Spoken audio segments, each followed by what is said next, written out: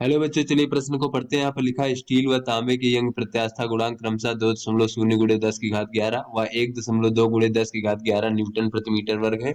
तो पहला बच्चों, यदि स्टील तथा तांबे के समान लंबाई तथा समान परिच्छेद के तारों को बारी बारी से समान भार से खींचे तो उनकी लंबाइयों में उत्पन्न वृद्धियों की तुलना कीजिए। दूसरा बच्चों, यदि तार विभिन्न लंबाइयों को हो बच्चों, यानी प्रारंभिक लंबाई अलग अलग है परंतु उनकी लंबाइयों में वृद्धि समान हो, तब जो है उनकी प्रारंभिक लंबाइयों की तुलना कीजिए। तो चलिए बच्चों, इस प्रश्न की मूल अवधारणा को हम देख लेते हैं। तो बच्चों यहाँ पर देख लेते हैं, मान लीजिए हमारा तार है कोई इस प्रकार से बच्चों, जिसकी प्रारंभिक लंबाई कैपिटल एल है।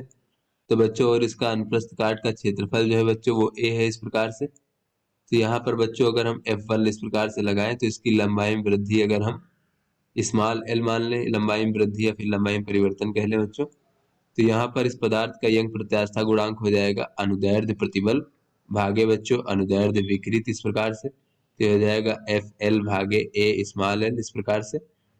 तो ये जो यंग प्रत्यास्था गुणांक होता है बच्चों किसी पदार्थ के लिए, इसका मान नियत होता है। चलिए बच्चों अपने प्रश्न को हल करते हैं। तो यहाँ पर बच्चों पहला हमसे कहा जा रहा है कि उनकी लंबाइयों में उत्पन्न हुई वृद्धियों की तुलना कीजिए। यानी बच्चों स्मॉल एल बराबर, अगर यहाँ से देखें बच्चों, लंबाई में वृद्धि स्मॉल एल बराबर कितना हो जाएगा, वो हो जाएगा वाई ए। नहीं बच्चों, ये देख लेते हैं, स्मॉल एल बराबर हमारा हो जाएगा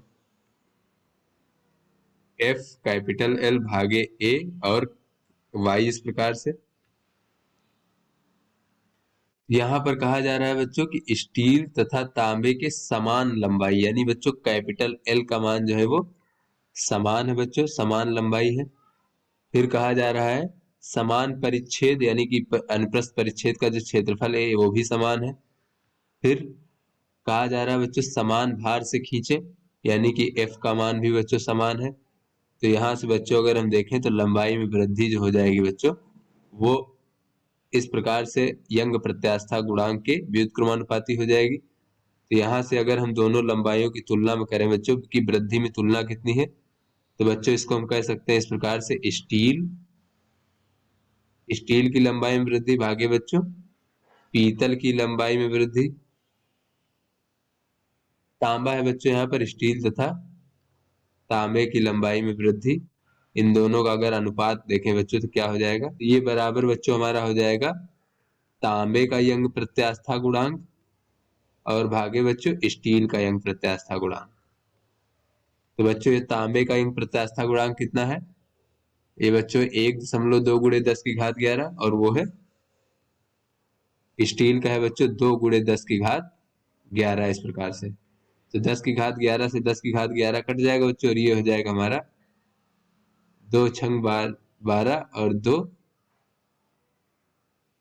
2×2 बच्चों इस प्रकार से। अगर ये दशमलव से दशमलव हटा दे तो उसके बाद बच्चों ये कितना हो जाएगा 2×3 6 और 2×5 10।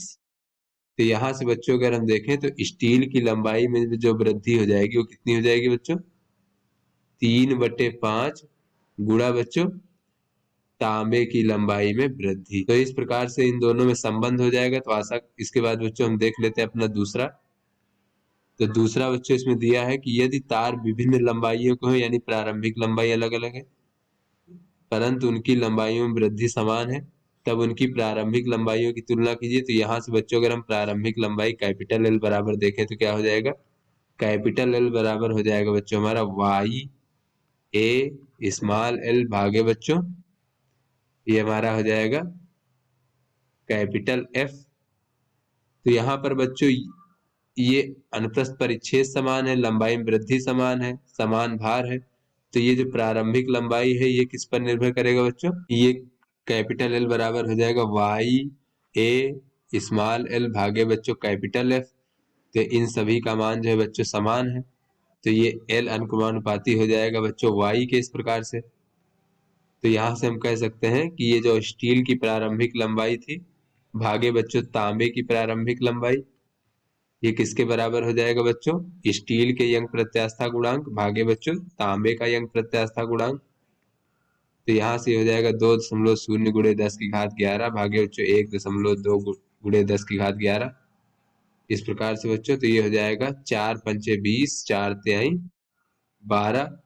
तो बच्चों यहाँ से ये स्टील की प्रारंभिक लंबाई भागे बच्चों तांबे की प्रारंभिक लंबाई, इन दोनों का जो अनुपात हो जाएगा वो 5/3 के इस प्रकार से बराबर होगा। तो आशा करते हैं आपको समझ में आ गया है। धन्यवाद।